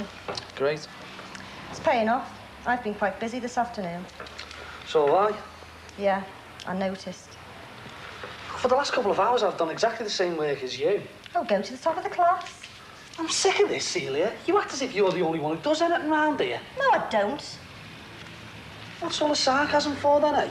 Because a couple of hours' work a day isn't going to get us very far. I'm going to do them leaflets. Yeah, and that'll mean more business, so we'll all have to be in the shop. Where's Terry? I don't know. I don't look after him, you know. Michelle never shows her face anymore. Yeah, she's got other things on her mind. What's the trouble with you lot? You can't separate business from your personal life. George is in prison. I suppose you'd expect him to run a business from in there, wouldn't you? Oh, don't be stupid. Well, that's what it sounds like, Celia. You all seem to have lost interest. Oh, don't be soft. Well, how come I spend most of the time stuck in here on my own? Me and Terry have been here all week, and Michelle will be back soon. Well, we'll talk about it tonight at the party. Tonight's for pleasure, not business. Well, there's no other time. Tomorrow. Well, it better be soon, because I've just about had enough. All right. You two can do the last hour. I'm off. It won't take you long to deliver those leaflets. I'll see you later. She's really starting to get on my nerves, that girl. Yeah, well, never mind that. Have a look at this.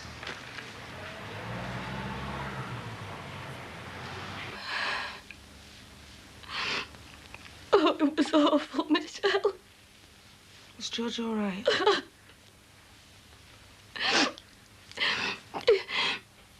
It was at first. And then, when I came to come home, he got ever so upset. I said I'd get him out. Help him to escape? No. Oh, I wish I could. Maybe we should appeal. I don't think it'd be good for him. Oh, I think he'd go mental if he had to face one of them courts again.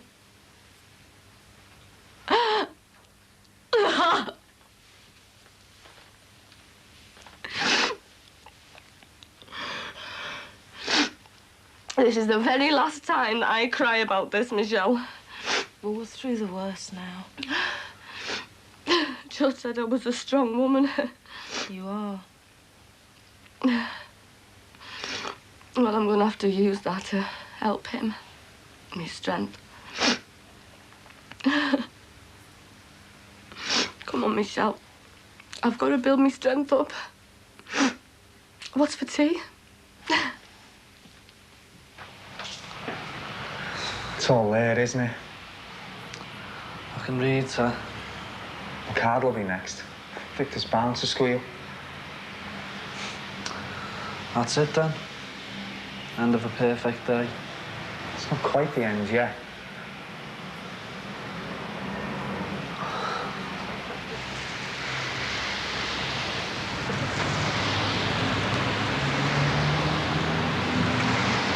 What are we gonna do? Run. Where? I don't know. Anywhere. McCardle will chase us right round the country, sir. Well, we can't stay here.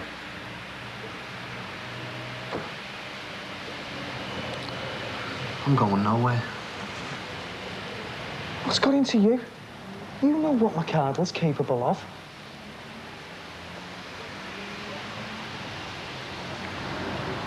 If McCardle wants me, he can come and find me, can't he? You won't be saying that when you see him. Said I've made my mind up. I'm sick of being pushed around. If we don't make a stand now, we're just going to be pushing on forever. So we just wait. That's what I'm going to do.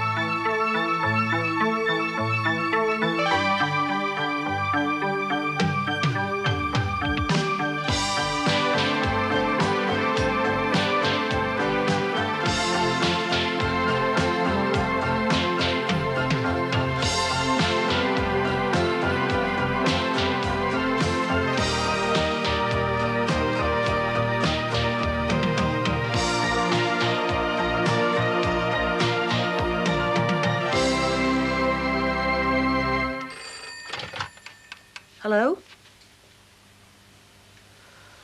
Oh, hey, Bob. Well, it's nearly ready. Well, how long are you gonna... OK. No, I'm not going to the party. Why not? I'll give you two good reasons why not. Our Barry and our Damon. Not exactly my idea of sophisticated company, love, thank you very much. Oh, you don't get around me that easy, love. A box of milk tray, yeah. See ya.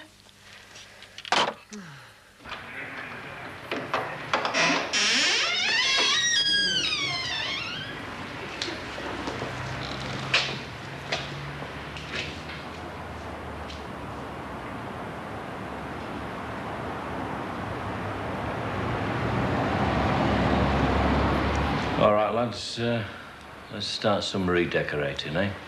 Nothing too fancy. There you go. Hello, Sandra. Hi, Stuart. I'm not too late, am I? Just got here myself. What's with the grand back door entrance then? I forgot my key. I was too embarrassed to ring the door. Here, have some of this. Oh, thanks. Lost it to the wine if I were you. He hasn't, has he? He has? Oh, I'm going to have a word with him tomorrow. It's not getting away with this. Do you want some wine? Started, so finish. I'm just going to go and check the local tavern. I hope I'm going to get a dance with both of you at some stage of tonight's bacchanal. Well, check our dance cards and sing for free. How kind. That's nurses for you. I fixed a deal on the relief over 2 hours on Thursday. Well, I've just texted Stuart. He's well fixed. Any other fellas? I've apart from the devastatingly handsome Stuart Griffiths. Well, there's Barry Grant and his mate Terry, but their girlfriends are showing up later on. What are they like? What, the guys or the girls? Oh, sorry. B-pluses, both of them. Which is probably why they've both got girlfriends. Well, I'll tell you something then, you've done us proud here. Come on, we'll go in and see the buzz. OK. Hi, Katie. Hiya. Yeah. Hiya. All right, girls. Don't we get stuck into the grub in earnest like now that everyone seems to be here? Doesn't do to act as though we don't get baritone, does it? B+? Oh, not thank God for that. Why, so you like vegetarian food? Yeah, I've got on against killing tomatoes.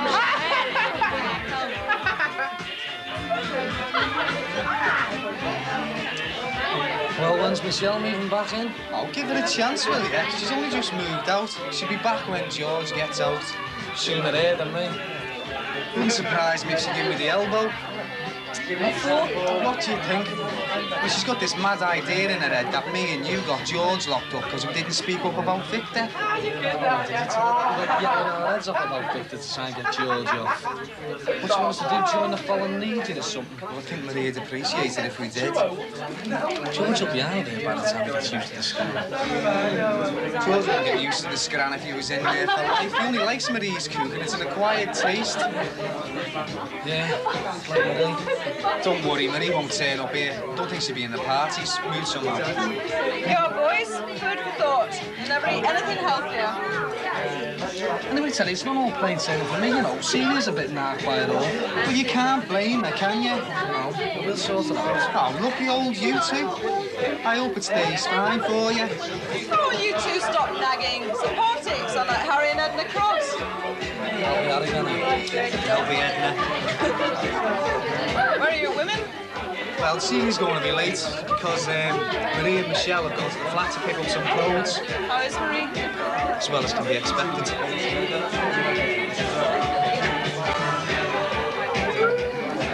Excuse me. Promise to put a word in for you. 9875? No, I'm sorry, he's not in. Why, what's he done now?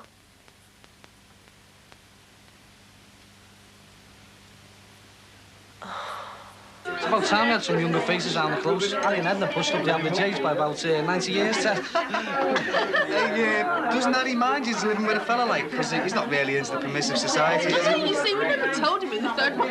We just said something like, Pa works at the hospital. Yeah, so you see, we didn't exactly lie, did we? No. Oh, excuse me, I'll get that. So how long have you been down from Glasgow then? Oh, about 3 years now. Did you come straight down here, like, or what? No, I stopped for a cup of tea in Carlisle. Is there much problem with the language? No, just the translations. Is that right? Sorry, can I have a quick word? Ah, sure.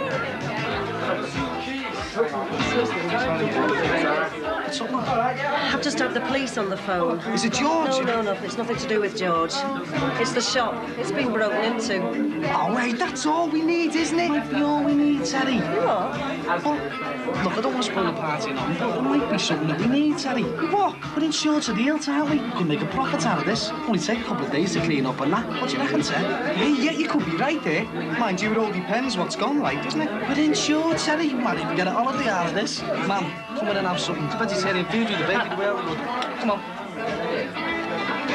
Listen, sorry we'll have to go, but my mum's here, all right? Yeah, we've got a bit of business on, so see you all later. Well, thanks for coming. Thanks. OK, bye. See you, Buzz. Any problems? Just our Barry, love. We'd make a profit out of a nuclear war. He's not the only one. No, I'm glad you could be here. Oh, I can't stay. Of course you can. We'll get you some just to wash down the fruit. Yeah, 10 minutes, that's all. Just long enough to try the grub. Come on, I'll get you a seat. Hey, Mum, what's up? Oh, nothing for you to worry a little head about. Good.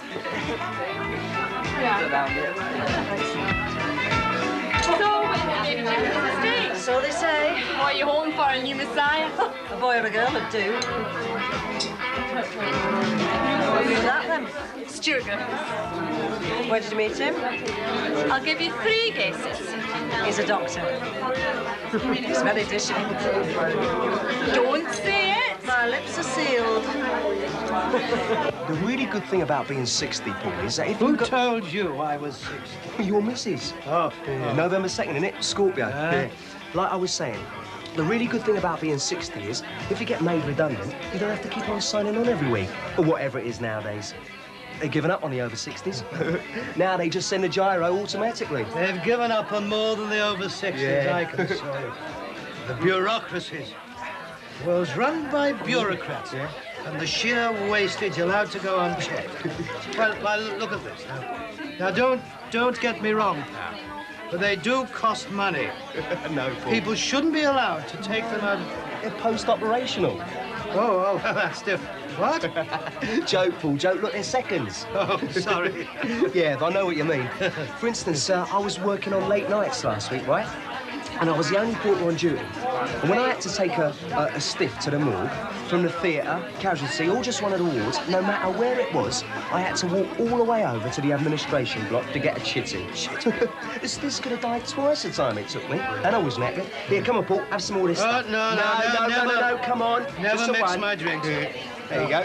Well, I tell you, it's almost as bad as private industry, I'm sorry to say. Yeah. We had a faulty centrifugal pump. Bearings had gone. Yeah. And it took 2 full working days to get it fixed. Had to get a chitty for this, a chitty for that. This thing had to be switched off before you could do that thing. And they had to get a chitty from the head storekeeper before you could get the thing switched off. And of course, the head storekeeper has to take an early lunch for the first time in 25 years. Have you seen my ambulance, Paul? One can hardly miss it, if you don't mind my saying. No sweat. We're all liberal here, aren't we? Well, that ambulance of mine, the NHS were going to scrap it, eh? Imagine that. So I bought it. Saved the nation a few bob, eh? You bob? Well, 50 quid. You were done. Hey, this stuff's all right. They haven't even touched the front door. Must have got in through the back.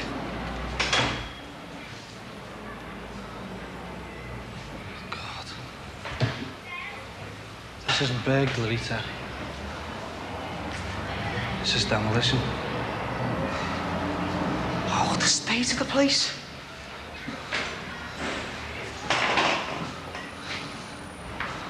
Didn't think it'd be this bad. You sure we're insured? Positive.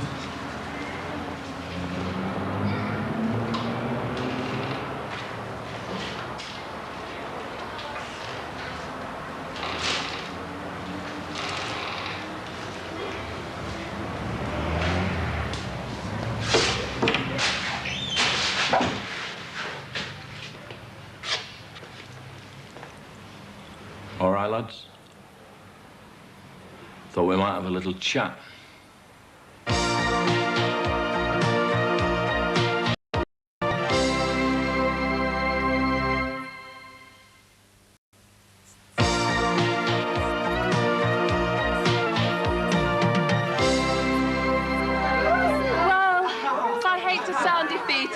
But I think Stuart's found himself a woman. I think that's a very selfish attitude. Oh, sorry, but look at it this way. We've lost a fella, but gained a neighbour. I think I'm going to be sick. Oh, what's the matter with you then? Nothing. Oh, so Heather's talking to Stuart. Big deal. Doesn't mean anything. Yeah, I mean, what of it? Wait, who invited her anyway? We did. She's one of the neighbours, one of the ones we want to get to know, remember, Sam? What a party. One of them's in prison. One of them's having a baby on Christmas Day. 2 are just left because they've just been burgled, and the rest of them will have to come at 8 o'clock. Hey, look out here. Are you getting up then, or what? Are you asking us to dance? Yeah. So what do we owe the honour? There's no one Oh, else. God, aren't they smooth? I swept off my feet. I mean, which one's mine? Oh, the ugly one. They're both ugly. I'll toss the coin. You ready? Oh, you're right. Whoop. Damon, she lost.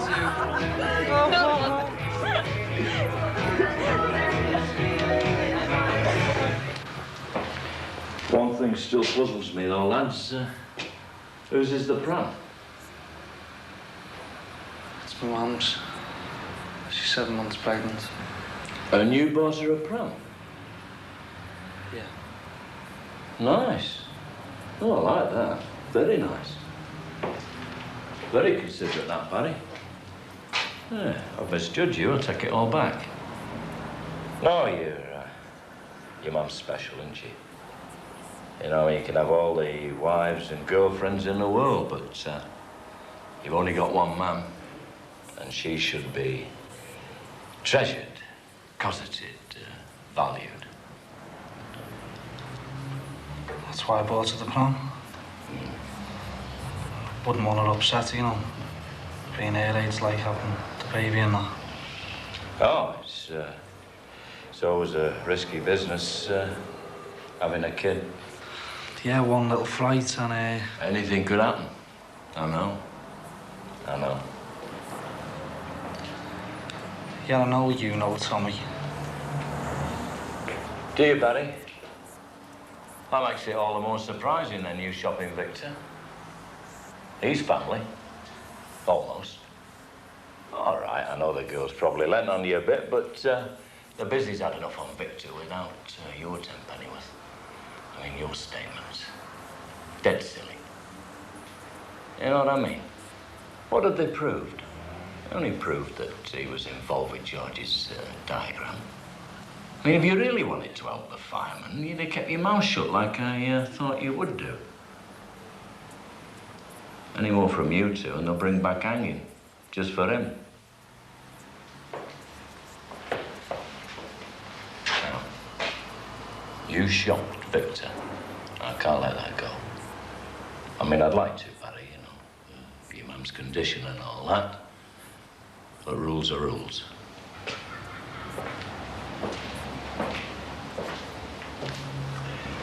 You lads ever seen a video nasty? Hang on, Tommy, we tried.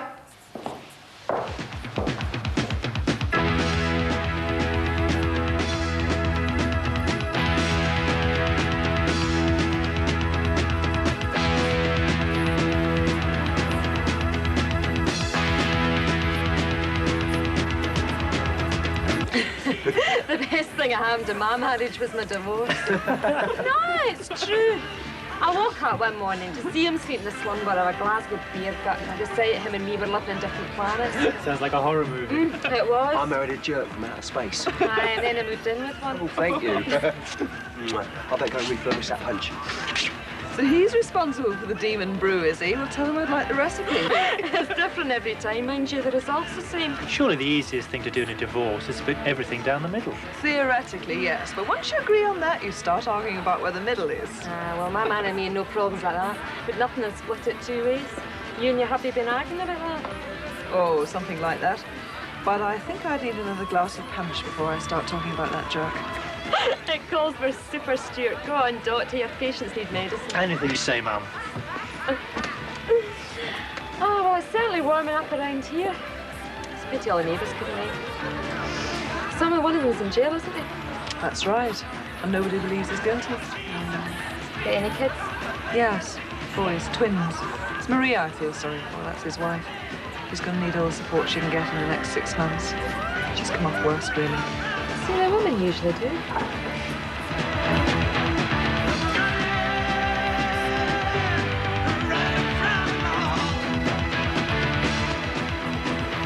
There's bound to be some booze left at the party. Parties are for celebrating. My next celebration's going to be in 6 months' time. I couldn't half do with the drink, though. So fun. That's funny.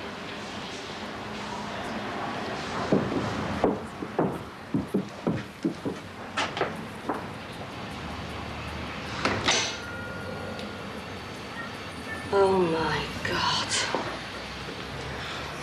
Michelle, phone an ambulance, quick. Don't really leave him! Don't touch him! I'll phone. Go upstairs to the flat and get as many blankets as you can. Come on, move! Move, you dozy mare! Michelle, these are in a much worse state than we are. Now go upstairs, get the blankets, and I'll phone an ambulance. Move. Come on, move! Well, now that I've finally managed to drag you away from the clutch of that handsome young doctor. That's not fair, Paul. I accepted your invitation willingly, and you know it. You've just made an old man very happy. 6 60's not that old. I'm 59 till Friday, thank you very much. There you are, then. 59's even younger. Spoken like a true accountant. How are you, Paul? My wife's drunk, son's drunk, daughter's in France, Shut's in jail. Everything else is perfect. Shut's in jail? Did you lend it to George? Yeah, I did indeed. We ought to be thankful you're not still wearing it, then. Kiss your hands, it's easier. Ow! Gromit, how will you got it? For you, darling, anything.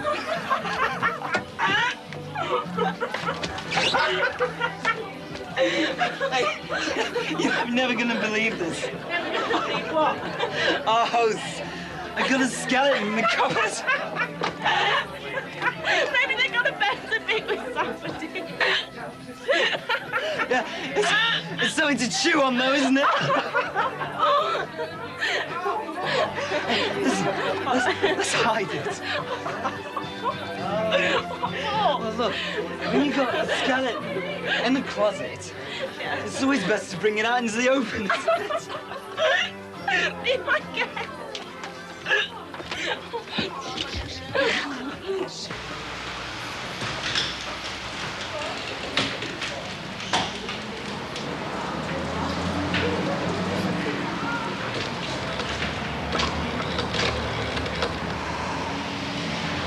Michelle, go in the ambulance, love.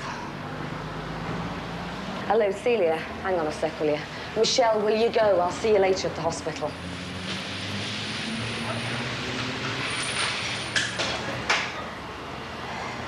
Celia and Michelle won't be coming.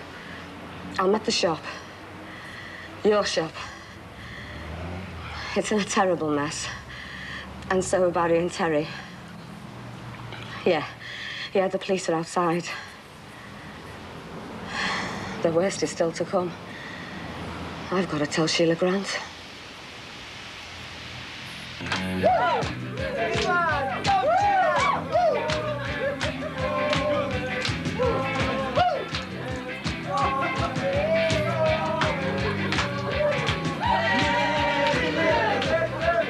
Child medicine. I'm very impressed. Don't be. I'm on general house duties at the moment. Child medicine is still only an ambition. Modesty becomes you, Stuart. What do you do? Accountancy. It's always a conversation stopper, that one. Right. Let's get back onto terra firma. Now, not to put too fine a point on it, and without more ado, can I give you a lift home? Oh, if you like. Right. Where do you live? Out the front door, second house on the right. Can we go halves in the petrol? Oh, how gallant. I don't mind a check. With a check card, of course. Oh, I've forgotten it, so I'll have to walk. Haven't got my car with me anyway. Well, now I know where you live. Can I have your phone number? For medicinal reasons. Oh, if I don't get your phone number, have you ever seen a grown man cry? Do they ever do anything else? Oh, dear. Show me the home for battered men. More tea, Vicar. Thank you, Midge. 259-9180. Thank you.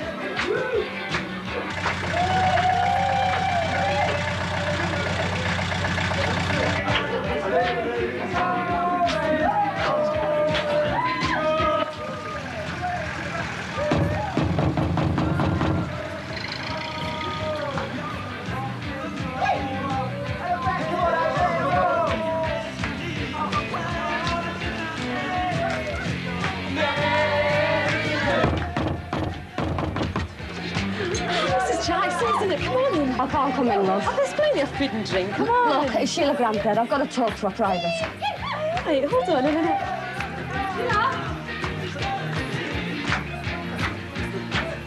Hello. I've got some bad news. What's up? Is it George? Look, can you come out here? What's up? You should be sitting down. Oh, it's the two-hour business, isn't it? It's all right, they're insured. They're not insured for this, Sheila. Barry and Terry, they've been beat up real bad. They're in the hospital. The Royal. They're in casualty? One's in intensive care. Which one?